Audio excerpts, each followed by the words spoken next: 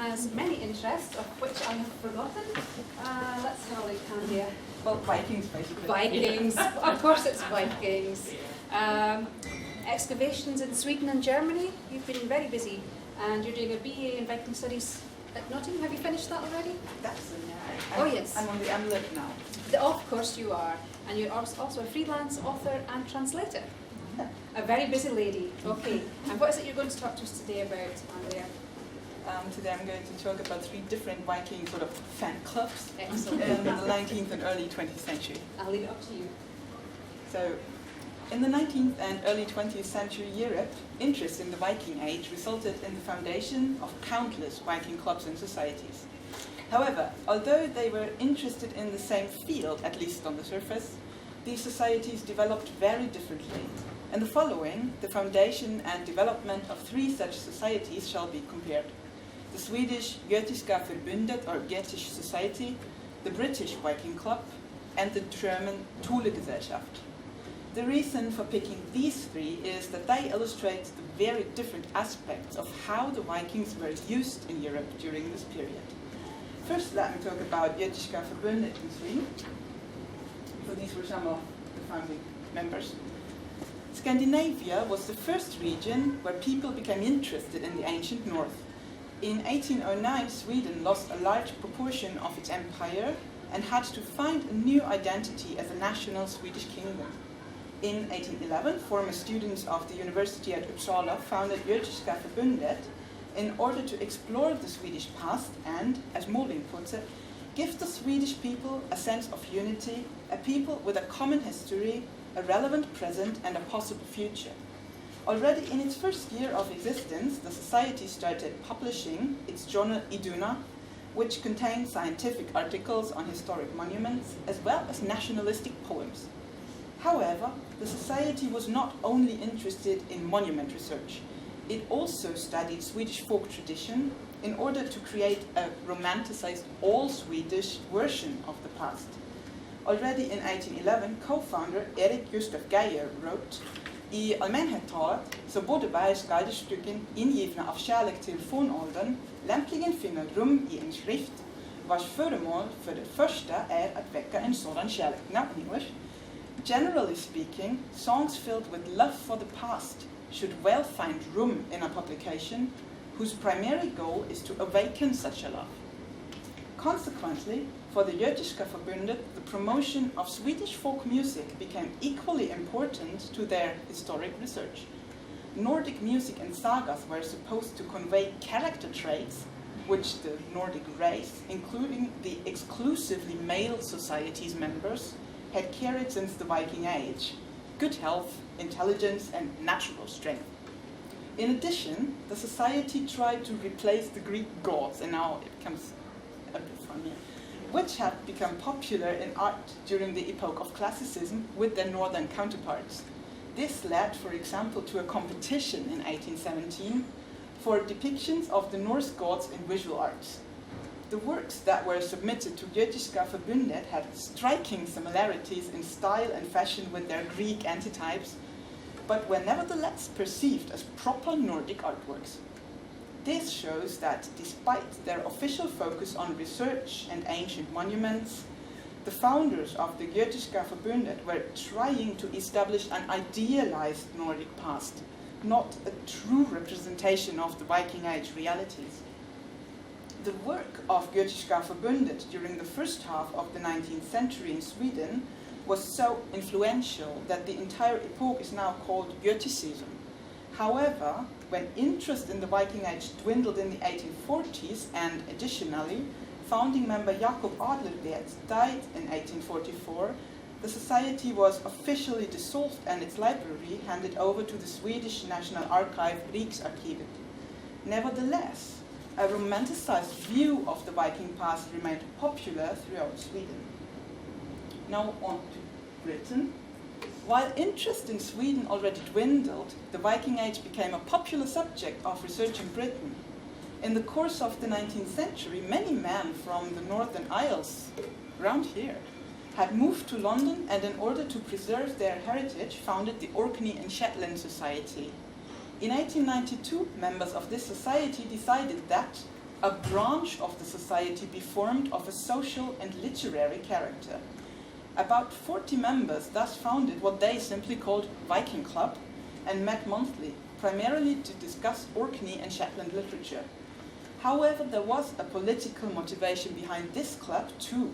Its co-founder and first secretary, Alfred Johnston, also actively campaigned for devolution for Orkney and Shetland, though without success.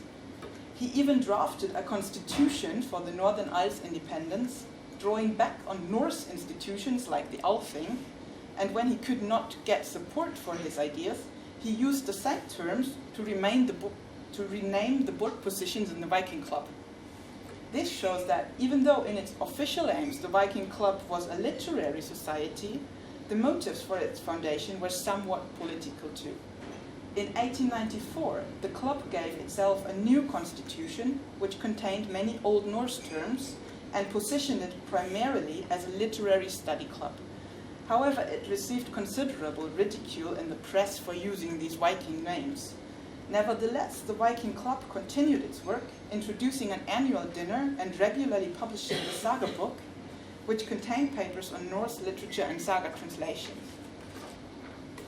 As soon as the sagas had been translated into English, they started being interpreted in light of Darwin's new theories. The Vikings were an equally strong and intelligent people as the current British people, who were now also seen as descendants of Norse settlers, and therefore deserving of victory and a colonial empire. So in a certain way, the Viking Club's work opened up the use of Viking literature to defend and justify British imperialism. Quickly, the society opened up for anybody studying Norse literature, and despite some financial troubles later on, it still exists today as the Viking Society for Northern Research, which you might have heard of. Now on to Germany. In Germany, the purpose of the most famous Viking-themed society could not have been more contrasting. During the 19th century, in Germany too, people had become interested in everything Viking as part of a larger rise in popularity of Germanic myth. Scholars like Gustav Kossiner and Karl Müllenhoff proposed that looking at Viking mythology was the key to learning about true Germanness. In strong opposition to the ex-Oriente view of some of their contemporaries, these scholars promoted a heroic German past and even composed a Germanenbibel, a Germanic Bible, which contained parts of the Eddas to provide a mythological background for their ideology. In light of this tendency, the ThuleGesellschaft was founded by Rudolf von Sebottendorf in Munich in August 1918. Sebottendorf was mainly interested in Germanic mysticism and picked the society's name to allude to the mythic island of Ultima Thule. The original foundation was supposed to provide a mythological Germanic framework for nationalist policies as a Studiengruppe für Germanisches Altertum, which is a study group for Germanic antiquity, and it grew very fast to 1,500 members. Its appeal was that for the first time it connected pre-First World War folkish tradition with occult pagan and racist ideas. However, after the First World War ended in November 1918 with Germany's defeat, the ThuleGesellschaft quickly became an entirely political organization, involved in the counter-revolution in the short-lived Bavarian Räterepublik and later in the Weimar Republic. The right-wing publication Völkische Beobachter, of which you might have heard, which was owned by the society, claimed a Jewish worldwide conspiracy was ongoing, and Jews were the mortal enemy of the German people. Consequently, members of the ThuleGesellschaft participated in the attempt to murder the socialist Bavarian president Kurt Eisner in 1919. In that year, a splinter group of the society was founded for violent action and called Kampfbund Thule, which already by its name put a focus on the violent struggle. Less than 1 year after the society's foundation, Jewish members were excluded from participation. However, a suggested membership of later Nazi greats like Adolf Hitler himself could never be confirmed. After the Räterepublik in Bavaria had been destroyed in late 1919, the primary reason for the ThuleGesellschaft did not exist anymore, and membership quickly dwindled to a few dozens. Nevertheless, until its official disbandment in 1932, its ideology influenced many other groups. For example, the Deutsche Arbeiterpartei, which was to become the Nationalsozialistische Deutsche Arbeiterpartei.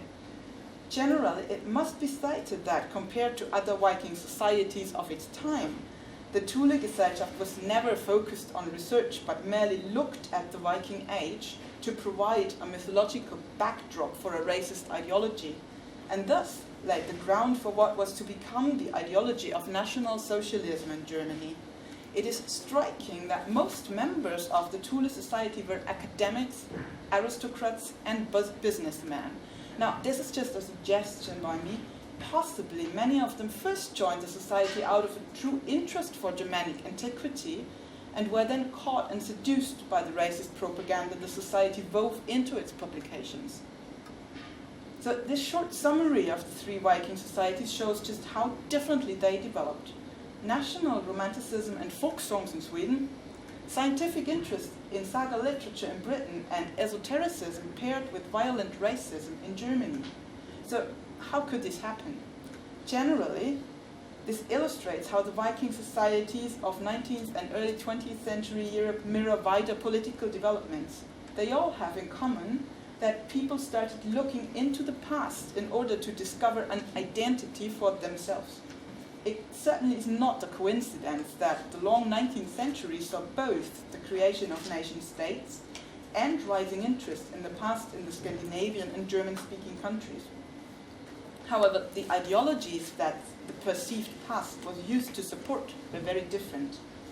In many cases, a lack of scientific knowledge about the Viking Age provided the option to interpret things in support of any given ideology. This becomes particularly obvious when looking at the interpretation of runes. One of the more curious effects was the invention of so-called Runenhäuser. Guido von List, one of the primary ideological idea givers for the ThuleGesellschaft, created a theory that the timbers in half-timber houses were meant to be runes and thus had a meaning to those inaugurated in a secret Germanic knowledge. So you have to imagine people standing there and trying to read the building, and when it doesn't make any sense, they say it's magic and you have to be inaugurated. So this is a volume by Philipp Stauff, who was one of the scientists researching the secret magic in these half-timber houses. What he did not know was that when they were built, they were actually painted so you couldn't see the timbers. This example clearly shows that as long as there is not one generally accepted interpretation, facts can be used to prove obscure ideas as well, supporting any ideology, which might have made the Vikings such a popular theme for political activists. What is particularly interesting about the three societies is that they delved into very different fields and disciplines of studying the past. From the beginning, Gtiska Frbundet was focused on folk traditions, while the Viking Club was primarily into literary study and the ThuleGesellschaft dealt with the occult. It is possible that, due to the fact that each group only looked at limited aspects of the Viking Age, they were led into their very different directions. It is striking that in each of the three examples, interest in the Nordic past arose when the region was in a state of political turmoil and had to negotiate for a new national identity. In Sweden, the empire had been lost once and for all, and the Göticism movement clearly was a reaction to people's desire for a past they could be proud of. While in Britain, some decades later, the glorious Victorian Age and the Industrial Revolution had caused huge social and economic changes and brought young men from the Northern Isles to London. As Andrew Vaughan put it, dominion of a great part of the earth, customs and vocables dying out, triumphalism and dissolution. In the 1890s, the pursuit of Old Norse in England was ever driven by pride in the one and fear of the other. Therefore, the foundation of the Viking Club might also be attributed to a necessity to establish a claim on the Nordic past for the British Isles, as well as providing an identity for young men who had been uprooted by moving to London due to the social changes in Britain. In Germany, Viking interest reached its first climax somewhat later, after the loss of the First World War and most of the Reich's territory, with bleak prospects for the young republic's future due to the Treaty of Versailles. The German people felt threatened to their core, and their reaction was to invent a past full of brave warriors and esoteric secrets, which on the one hand provided them with a claim for supremacy over other races, ignoring the lost war, but on the other hand also gave hope for a better future, because on the long run the strong Germanic blood would prevail. Thus, it is certainly not a coincidence that the three societies were founded when and where they were, and then developed in such different ways. A particular combination of regional circumstances and political events caused them, despite their superficially common roots as societies interested in the Viking past, to become so different to each other. Generally, it can be said that to some extent, all three societies had political goals. Even the Viking Club considered itself patriotic. Yet, the Viking Club was still the least nationalist or radical among the three societies, and it is the only one which still exists today. Thank you.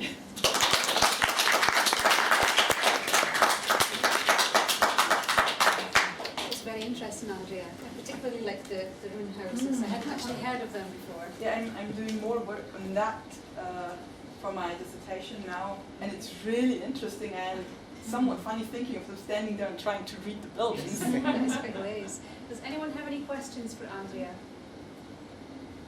Yes, Raggy. I was just wondering if you could speculate a bit on where do you think we're going now, because I see such a surge in interest in the Viking period, especially in Britain. I don't know what's happening in Germany, and I can see it growing more slowly over in Norway, but especially Britain is very, very interested in Vikings at the moment. Have you thought anything about how we compare now to what was going on in the 19th, early 20th century?